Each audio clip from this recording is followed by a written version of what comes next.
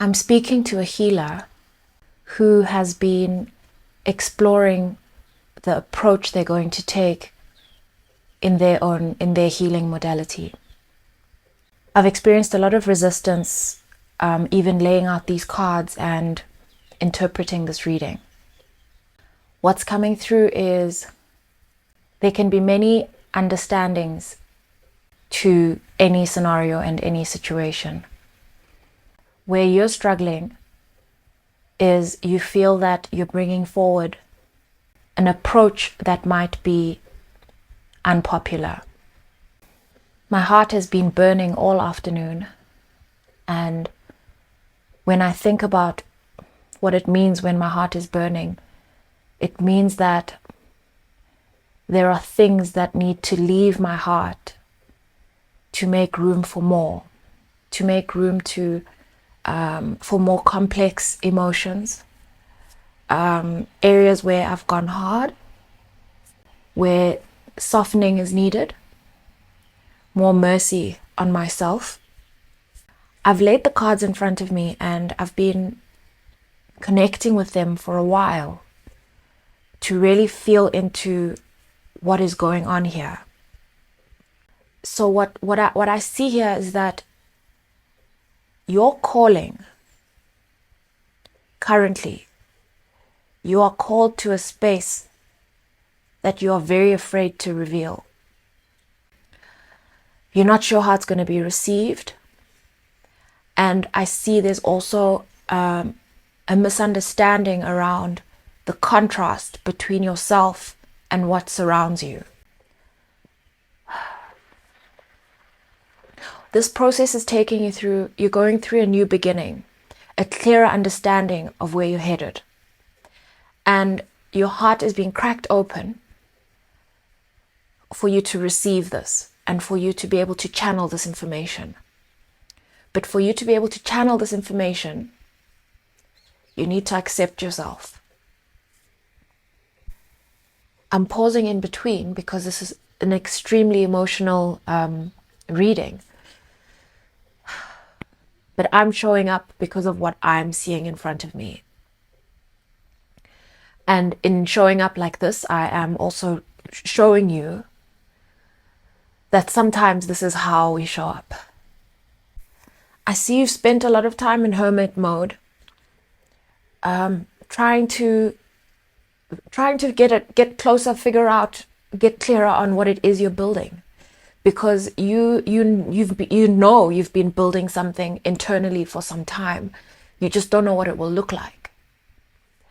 So this has come as the next step because you need to be cracked open to be able to receive this. In your near future, I see you in the Hanged Man and the Fool, which is letting sink in, receiving this information on how you're going to proceed. Your advice is the 6 of Wands, the 10 of Wands, and the 7 of Wands. These cards tell me that you need to start celebrating the fact that you've actually come through all these things. To be called as this type of healer is a sign, a message to you, says about you that there are certain types of healing that can only be done by people who have been there. The song that came to mind was Busta Rhymes' As I Walk Through the Valley of the Shadow of Death. And I went to the lyrics and I thought, no, this is more around the verse. Even though I walk through the valley of the shadow of death, I will fear no evil, for you are with me. Your rod and your staff, they comfort me. And so this is to say, you're not going to get sucked in to this darkness. You're not going to get sucked into it. You're being called to transmute it. And you're not just transmuting this energy. You are ushering others into service, into transmuting this darkness.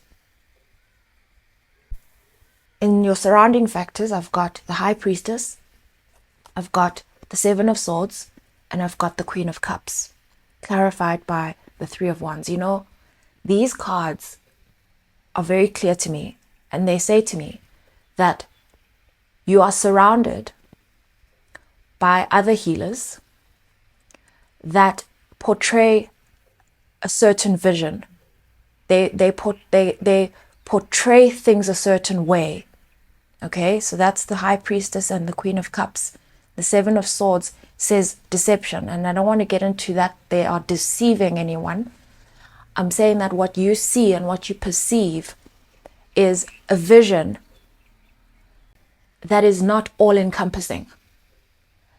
It's not all-encompassing. And what I want to say about that is that life is not all sunshine and roses.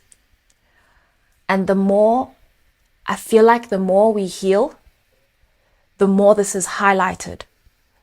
The more we're able to connect with love, true love, the more we're able to see when information or something is not true. I'm not saying any of this to bring anyone in, to discredit anyone or anything.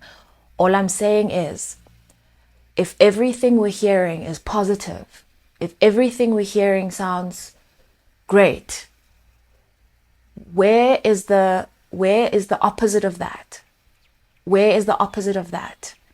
And so there are some things, I suppose, few people are called, or few people answer the call to answer those situations. I feel very much that the collective has gone through some kind of a splitting of roads. And I can't see whether this is multiple roads or two roads or what it is. But I believe that this, whatever split, whatever divergence this is based on fundamentally understandings of life and what life is built on. That is what I've been sensing for a few days now. And I suppose there is no growth really if there's no allowance for diversity in terms of the plane. It needs to have all of its different colors. And the fact that you are so sensitive to these things actually also says perhaps this is the call that you're answering. You know, in the main area here, I've got the Emperor and the Moon. This Emperor card on this deck has a wolf howling upward, and the Moon card has got two wolves howling at the moon, a black wolf and a white wolf. And this reminds me of, and you know, obviously the one wolf is in the dark, and the moon, naturally we look at this as also being in the dark. And just the other day, I was laughing so hard watching a YouTube video. For some reason lately, I've been watching a lot of YouTube videos of animals, like whether it's cats, like someone putting a camera on the cat's head and like watching what it gets up to all day, or you know how a squirrel responds to someone playing a flute. And one of the videos I watched was the funniest, it was called The Funniest Wolves Howling Are Lazy Wolves. I'm going to leave the link here because you have to see this. And it's basically two white wolves sitting in the woods, and they hear the howl of wolves out there. And instead of like getting up properly and howling like a good wolf, these wolves are just so lazy, lying on their sides and like looking so lazy and just sticking their I suppose heads up and howling. Woo! Eventually it sounds like it just doesn't even sound like wolf howling. But you know that even though there's this laziness, however, there's still this like allegiance to answering to the howls of wolves.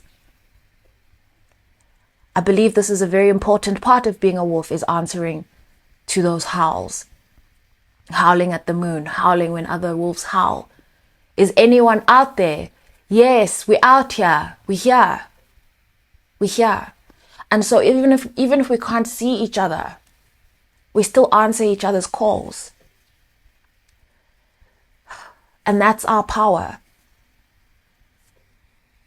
And so don't be deterred by the fact that, you look around and you don't see anyone like you.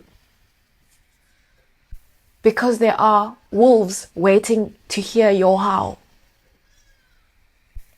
I see this as challenging. This is challenging your fundamental understandings of what you've been taught and how you understand spirituality. There are so many understandings to spirituality, and all have their own nuances, and every Tom, Dick and Harry is making up a new one, and this doesn't even require me to go into that, because I have my own separate discussions, completely separate videos where I talk about God, and in those I'm not at all that's not me recruiting and trying to convince anyone of anything. That's just me sharing what happens in my mind. But there is so much out there, and I can see that this is now you trying to stay calm, because some of the things that you want to talk about and teach and your approach challenges those. It challenges those. In particular, one of the interpretations I found on this verse is, it says here, God is the shepherd. The valley of the shadow of death is a place of danger, pain, and the unknown. But God is the shepherd who protects and comforts his sheep. And this is, for the last few readings, I feel like we've talked quite a bit around, probably even like the last 5 or 6, it feels like we've spoken a lot about now entering the unknown. Entering this new place and having to trust. And how I relate to that is every time I sit down and lay cards, I have to trust. And it's the weirdest thing, because I know that I can record and just not share it. I know that. But somehow, I also know that by the time I press record, I've already committed. I'm basically married to posting the reading, because I have some kind of agreement with myself. I don't even know if it's with myself. I have some kind of agreement that if I find information that I've recorded, it's to be shared. That's why sometimes I say I wasn't sure if I was going to share this or whatever, but I share it. I do. And to date, I have not been disappointed by a reading that I've shared, even though many of them have been done with much difficulty. That said, I realize that it's my own resistance, that difficulty. It's not, and sometimes the nature of the topic. It's basically sort of what we're discussing here. It requires trust, and to remember that whatever you're moving into, you have the moon right here in the middle. Whatever you're moving into requires trust. And a lot of it is only going to unfold after you've taken that leap. The other day we spoke about standing at the edge of a diving board. I'm reminded of Forrest Gump, and there's that line, my mama always said life was like a box of chocolates. You never know what you're going to get. And immediately afterwards, I thought about how some people, we have chocolates here in South Africa called Quality Street, and they're all wrapped up, and each wrapper represents a certain type of chocolate. And you have people who buy Quality Street, and they basically choose the ones they like, and the rest leave for everyone else. And I suppose life is like that. You can kind of decide. You can decide which approach you're going to take. If you're only going to cherry pick the parts that taste nice, look nice, or if you're going to eat all of life and embrace all parts. I think it's important to think about this. And not in the sense of having any expectation on anyone else, more in the sense of embracing your true nature, embracing you, honoring your experiences, transmuting your past experiences into gold and sharing it. In the outcome, I have the Empress, the Knight of Pentacles, and the Star. And this to me is, your outcome is being known as someone who has all these facets, all the various facets. And because of your steady approach and steady pace, you build a reliability of being a true healer. Not a chance I'm finishing this reading off without a Rumi oracle card. I feel like sometimes you can only go to Rumi for, that his soothing words, like unconditional loving comfort. Before I go there, I just realized that I want to dedicate this particular reading to my friend Brad. Brad is in Texas, and I have not warned him that I'll say anything about this, but he's been working on a system that basically uses your astrology to sort of explain or illuminate your internal solar system, like solar system. And he sent me a message this morning saying, feel free to say that I'm onto something here, or I'm not. I'm just testing some dots that I'm connecting in regards to my system right now. By chance, has there been a part of you as of late or recently, maybe deep down inside, that is wrestling with your ability to express yourself with more emotion? Is there an urge to be more emotional with how you express yourself? He kind of brought to the surface something that's been sitting with me for a while. It is very difficult to be completely vulnerable. And it's also very difficult to suppress vulnerability. And I suppose that's why I pause in between, because if I'm going to share everything I want to share through words, I'd like for you to be able to hear them. And words is not really how I transmute the actual feeling of emotion.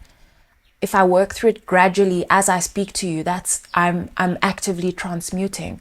But if I completely surrender to the emotions, I have to stop talking. And so I'm working on bridging the gap between these two.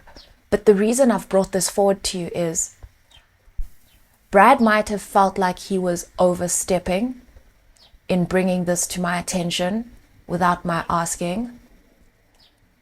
But he's essentially doing what this reading is about. He's answering the call.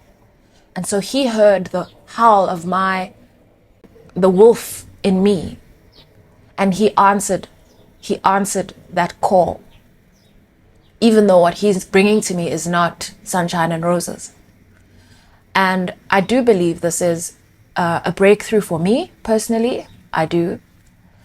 And so I honor the healers, the wounded healers that show up. The card I've pulled is 1. It says, I have abolished duality from myself. I have seen the two worlds as one. One I seek, one I know, one I see, and one I call, by Rumi. You look for me, and what do you see? You. Am I playing games with you? Holding up a mirror for you to behold God? Yes. These are games of love and truth. Look for me and find yourself. For I am you, and you are me, and together we are one, playing hide and seek in love's great playground. Like molten gold poured from the furnace of divine love into a one-of-a-kind mold. You are created uniquely and of divine essence. You are both the lover and the beloved. There is no aspect of your life separate from your spiritual journey, and there is no aspect of you that is not of divine origin. So then why the frowning, the fear, or the questioning, let me share a sublime secret with you. Let me whisper it into your heart now. There is nothing to fear. All is unfolding according to the divine genius, and there is a sweet shift in store for you. No matter how dire circumstances may appear to be, or despairing you may feel, there is still an avenue through which fulfillment and resolution will be granted. This will happen. That is because the divine seeks wholeness of the one. That means anything and every part of existence, and that includes you and all aspects of your being and life, is claimed by the divine. Your return to the divine keeps rigorous, flawless accounts. Therefore, nothing shall be left unaccounted for, not even that which seems to be outside divine attention and grace at this moment. You must remember that you are a living heart, the dweller at the center between heaven and earth, star and soil, light and dark. If you cannot summon the joy to rise up and meet the divine beloved, fear not. That cunning lover lies deep within the depths, waiting to gather you into sacred embrace as you descend into the darkness. Either through flying or falling, you shall be caught and tangled up in divine embrace. So fear not. Cast aside worry and concern. Know that you are thoroughly itemized on the divine ledger, and not one moment of your struggle or suffering shall miss the hawk-like gaze of the ever-attentive and heavenly beloved. This oracle comes to you with particular guidance.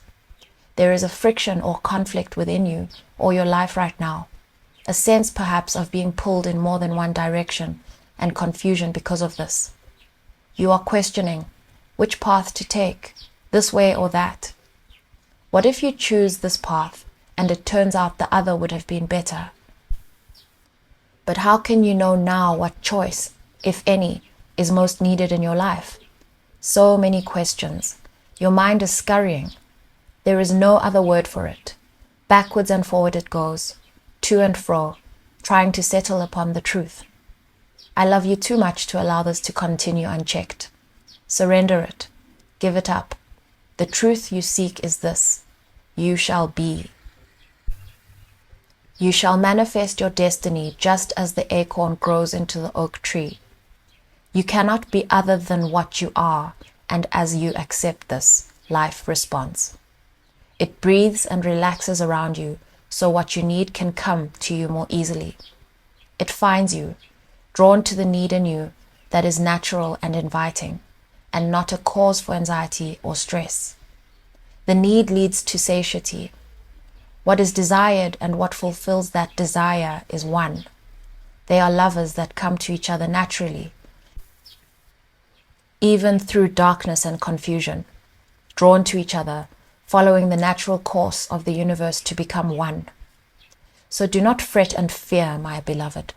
Do not hold back from that which feels incomplete out of anxiety or distress. You are not recognizing the moment before this occurs, so fret not, and instead, let that inner lover loose. Allow her to shake out her hair, put on her most sensuous perfume, and laugh as she dances barefoot in fields of lush grass and fragrant flower. Let her tempt her beloved to come close because she can be seen, she can be heard. Her movement sends her scents through the air. She entices the yearning beloved to her, and soon enough they meet, and it becomes possible for, yet again, two to become one, and then there will be wild peace and ecstatic contentment within you.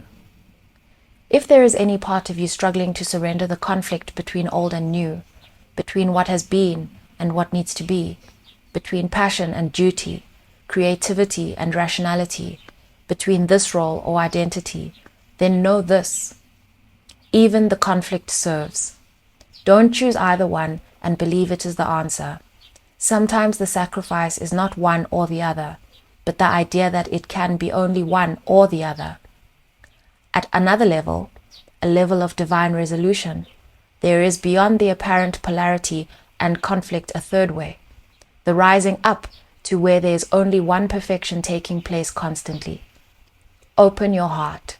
You will find the bridge to understanding and trusting in that perfection there, where it has always been and will always be. Don't worry. All is happening exactly as it should. This oracle brings you particular guidance. There is a resolution and a perfect coming together of elements in your life that might have seemed disparate or in conflict. Something you've been trying to integrate is so very nearly ready to click into place. Perform the sacred honoring ritual and stay with your process. The coherence, the integration, the balance and coming together you seek is on your horizon, approaching you swiftly now. That sums that up really well. One of my biggest gifts as a healer is that I've always experienced these emotions and these feelings and this energy. However, to be able to process it is to feel the contrast and to feel and engage with the healing as it's taking place. And that's how I know it's taken place. Because I could sit with a certain emotion for hours or a certain feeling in my body, and after working through it this way, I actually can feel it leave my body, and that means the energy has changed and my role has been fulfilled. Sending you love.